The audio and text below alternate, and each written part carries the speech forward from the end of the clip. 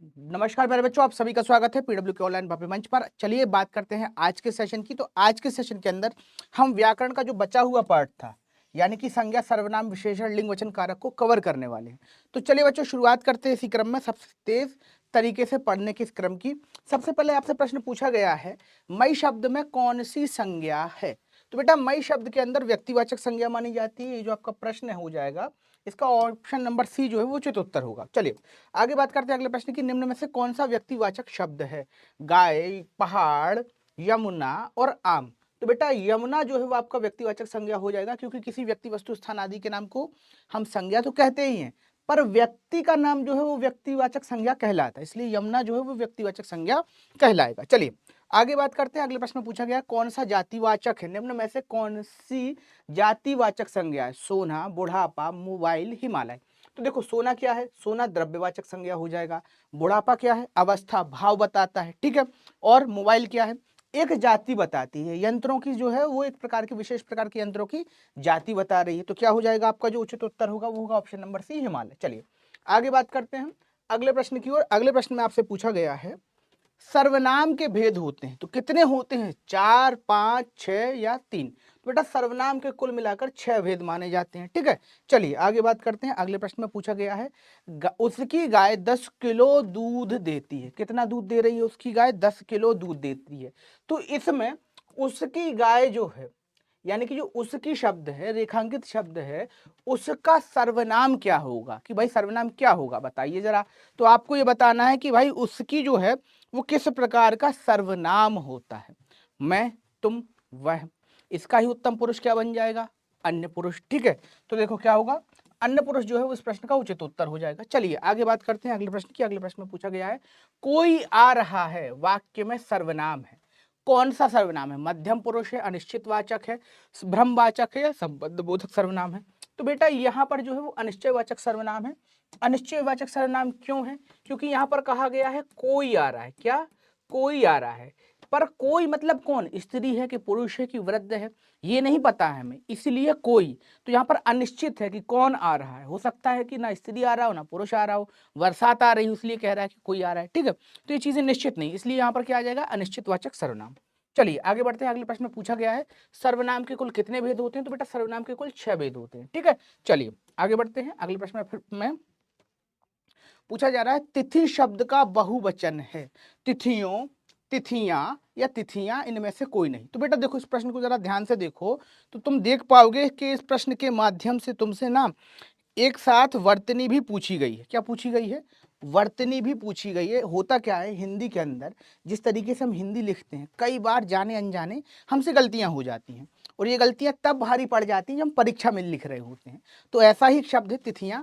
अब इसका तुम्हें बहुवचन बताना है, और बहुवचन तभी बता पाओगे जब हिंदी लिखना आता होगा। ऑप्शन 4 है तुम्हारे सामने। पहला ऑप्शन है क्या है? तिथियों। दूसरा ऑप्शन है तिथियां। तीसरा ऑप्शन है तिथियां। और अंतिम ऑप्शन है इनमें से कोई नहीं। तो देखो बेटा, जो उचित उत्तर होगा वो होगा तिथियां। क्यों होगा? एक शब्द के वचन बदलने में, यानी उसको बहुवचन बनाने में, उस पर जो है चंद्रबिंदी लगा दी जाती है, ठीक है।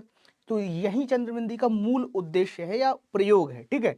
लेकिन होता क्या है, समय के बदलते बदलते जहां या लगाना चाहिए वहां पर हम मां लगा देते हैं, जैसे ऐसे ऐसी बिंदी लग दी बस, ठीक है। तो ये हो गया उसका सही अर्थ। चलिए आगे बढ़ते हैं। अगले प्रश्न में पूछा गया है कि क्या पूछा जा रहा है, मानव शब्द का विशेषण बनेगा।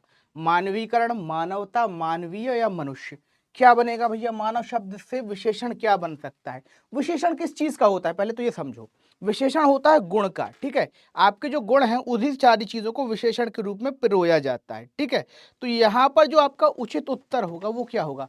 मानव का गुण क्या होता है, पहले तो ये सोचो। मानवीकरण होता है? नहीं। मानवीकरण का अर्थ क्या होता है? चीजों को मानव की तरह बना देना मानवीकरण है। मानवता क्या होता है?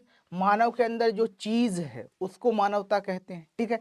मानव के जो रहन सहन, जो अटायर है, उसको हम मानवता कहते हैं, ठीक है। मतलब भावात्मक अटायर जो है उसको मानवता कहते हैं। और मानवीय क्या होता है? मानव का गुण होता है। तो आपका उचित उत्तर क्या हो जाएगा? ऑप्शन नंबर सी, मानवीयता। चलिए आगे बढ़ते हैं। अगले प्रश्न में पूछा जा रहा है आपसे, गुड़िया का बहुवचन क्या होगा? गुड़िया, गुड़ियाएं, गुड़ियों या गुड़िया?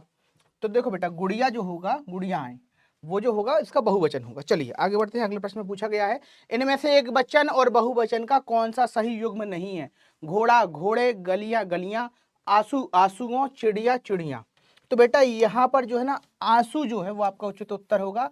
आंसू का जो बहुवचन है वो नहीं होता है, ठीक है। चलिए आगे बढ़ते हैं, निम्नलिखित में कौन शब्द स्त्रीलिंग नहीं है? पानी, नानी, कहानी, रानी। तो पानी जो है आपका स्त्रीलिंग नहीं होता है, हम पानी पीते हैं, ठीक है, हम पानी पीती नहीं है, ठीक है। चलिए आगे बात करते हैं, चाहे लड़की हो तब भी वो पानी पिएगी, ठीक है, चाहे वो लड़का हो तब भी वो पानी पिएगा, ठीक है। चलिए आगे बात करते हैं, अगले प्रश्न को समझो, निम्नलिखित शब्दों में पुल्लिंग का चयन कीजिए। अनुग्रह, दया, माया, कृपा। तो सब भगवान की माया है, सब भगवान की कृपा है, सब भगवान की दया है, लेकिन भगवान ने अनुग्रह किया, सब भगवान का अनुग्रह है। तो यहाँ पर ऑप्शन नंबर ए जो है आपका उचित उत्तर होगा। चलिए अब देखिए, निम्नलिखित शब्दों में पुल्लिंग का चयन कीजिए। शिक्षा, शिष्या, पाठशाला, शिक्षक। तो शिक्षक जो है वो बेटा आपका पुल्लिंग हो जाता है, ठीक है। आगे बढ़ो, अगले प्रश्न पूछा गया है, पापी में कौन सा विशेषण है? संख्यावाचक विशेषण, सार्वनामिक विशेषण, गुणवाचक विशेषण, परिमाणवाचक विशेषण।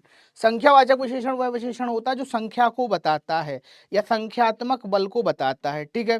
गुणवाचक विशेषण क्या होता है ये भी समझो, किसी गुण को बताता है, किसी व्यक्ति वस्तु स्थान के अंदर कोई गुण की जो विद्यमान होना होता है उसको बताता है। तो ऑप्शन नंबर सी जो है वो आपका उचित उत्तर यहाँ पे हो जाएगा। चलिए आगे बात करते हैं अगले प्रश्न की, विशेषणों की विशेषता बताने वाले को क्या कहते हैं? तो विशेषणों की जो विशेषता बताए वह प्राविशेषण कहलाए। ऐसे शब्द जो विशेषणों की भी विशेषता बताते हैं प्राविशेषण कहलाते, इस चीज को याद रखिएगा। चलिए आगे बात करते हैं अगले प्रश्न की, अगले प्रश्न में पूछा गया है, मानव शब्द से विशेषण बनेगा, क्या बनेगा मानव शब्द से? तो मानव शब्द से मानवीयता ही विशेषण बनेगा या मानवीय विशेषण बनेगा, ठीक है। चलिए आगे बात करते हैं, अगले प्रश्न में पूछा गया है, यह कलम किसकी है?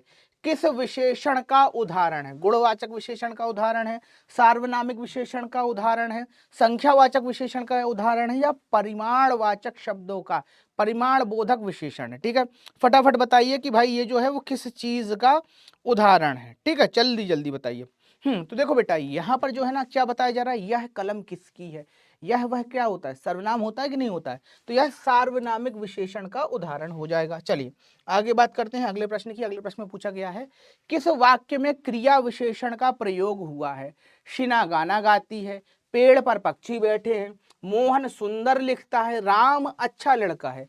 जरा फटाफट बताओ कि भाई क्या है उचित उत्तर, सोचो सोचो जल्दी जल्दी बताओ क्या उत्तर हो सकता है। तो देखो बेटा यहाँ पर जो उत्तर होगा वो होगा आपका ऑप्शन नंबर सी, मोहन सुंदर लिखता है, यह क्रिया विशेषण का उदाहरण है, ठीक है। चाहे ठीक है, यहाँ पर जो मोहन का लिखना है वो कभी, सुंदर लिखना जो है वो कभी नहीं बदलेगा, ठीक है। चलिए आगे बदलते हैं, अगले प्रश्न में पूछते हैं, अगले प्रश्न में क्या हुआ, अपराध कौन, अपराध शब्द कौन लिंग है, यानी कि अपराध शब्द का जो लिंग है वो कौन सा लिंग है, ठीक है। तो यहाँ पर एक बात समझो कि जो अपराध शब्द है वह उभय लिंग है, ठीक है। क्या है? उभय लिंग है, इसका प्रयोग जो है वो दोनों तरीके से किया जा सकता है, ठीक है, उभय लिंग है। चलिए आगे बात करते हैं अगले प्रश्न की, अगले प्रश्न में पूछा गया श्याम शब्द का स्त्रीलिंग है, क्या होगा स्त्रीलिंग? श्याम शब्द का स्त्रीलिंग होगा श्यामा, ठीक है। चलिए आगे बढ़ते हैं, अगले प्रश्न में पूछा गया है, डाल पर चिड़िया गाती है, यह किस कारक का उदाहरण है? अधिकरण कारक है कि अपादान कारक है कि संबंध कारक है कि संप्रदान कारक है? कौन सा कारक जो है वो यहाँ हमें दिखाई देता है? क्या होता है भैया, जल्दी जल्दी बता दो कि कौन सा कारण है, ठीक है, जल्दी जल्दी बताओ। तो यहाँ पर देखो संबंध कारक तो होगा नहीं, क्योंकि यहाँ पर किसी का किसी से संबंध नहीं बताया जा रहा है। अधिकरण होगा क्या, बताओ जल्दी बताओ, ठीक है। तो आपका उचित उत्तर क्या हो जाता है? आपका उचित उत्तर हो जाता है अधिकरण कारक, ठीक है। चलो अब देखते हैं अगले प्रश्न में क्या है, चाचा शब्द का विशेषण है, चाचा शब्द का जो विशेषण है वो क्या होगा? चचेरा होगा, ठीक है। चलिए आगे बढ़ते हैं, द्रव्यवाचक संज्ञा का उदाहरण है पत्थर, द्रव्य क्या है? पत्थर है। चलिए आगे बढ़िए, अगले प्रश्न में देखिए क्या है, लड़का पेड़ से गिरा वाक्य में कौन सा कारक है? अपादान कारक है, संप्रदान कारक है, अधिकरण कारक है या कर्म कारक है? तो अपादान कारक बेटा यहाँ पर होगा। देखो अपादान कारक में क्या बताया जाता है कि जब कोई चीज किसी दूसरे चीज से अलग हो रही हो, तो यहाँ पर एक चीज का दूसरे से अलग होने का जो बोध है वो से के माध्यम से कराया जाता है, और इसी से को हम कहते हैं अपादान कारक, ठीक है। चलिए आगे बढ़ते हैं, देखिए अगला प्रश्न पूछा गया है हमसे कि अरे किस कारक से अरे किस कारक में से विभक्ति का प्रयोग साधन के अर्थ में होता है? किस कारक में होता है? साधन के अर्थ में। तो भैया संप्रदान कारक में होता है। किसमें? संप्रदान कारक में होता है। देखो कर्ता कारक में तो कर्ता की चर्चा की जाती है, ठीक है, कर्ता ने काम किया तो यहाँ पर से का प्रयोग तो होगा ही नहीं, कर्ता जो है वो संप्रदान का प्रयोग करता है। अपादान का अर्थ जो होता है वो कराता है अलग। क्या कराता है?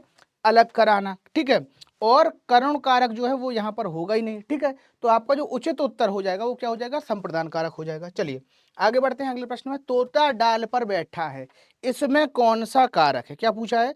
तोता डाल पर बैठा है, इसमें कौन सा कारक है? तो इसमें बेटा आपका अधिकरण कारक है। क्या है? अधिकरण कारक है। अधिकरण कारक क्या बोध कराता है? इस बात को समझो कि क्रिया के संपन्न होने का स्थान, यानी कि क्रिया कहाँ संपन्न होगी, वह स्थान या वह दशा या वह प्लेस दिखाता है, ठीक है। और इस पर जो इसका जो विभक्ति चिन्ह है वो पर माना जाता है, ठीक है। चलिए आगे बढ़ते हैं अगले प्रश्न की ओर। अगले प्रश्न में पूछा गया है वह काट मेटी है, मैं कौन सा का अरे चलो बेटा इस क्वेश्चन को छोड़िए, क्वेश्चन जो है वो टाइपिंग एरर से भर गया है, हटाओ उसको। चलिए गीता हाथ से मारती है, मैं कौन सा कारक है? क्या पूछा गया है? गीता हाथ से मारती है, मैं कौन सा कारक है? तो भैया हाथ से, किससे? हाथ से। किससे मार रही? हाथ से। तो क्या यह आ जाएगा? यहाँ पर करण कारक आ जाएगा। चलिए आगे बढ़ते हैं, अगले प्रश्न की चर्चा करते हैं। हाँ तो यहाँ पर बेटा हमारा सेशन एंड होता है, मिलते हैं अगले सेशन में। तब तक के लिए बने रहिए पीडब्ल्यू परिवार के साथ। धन्यवाद।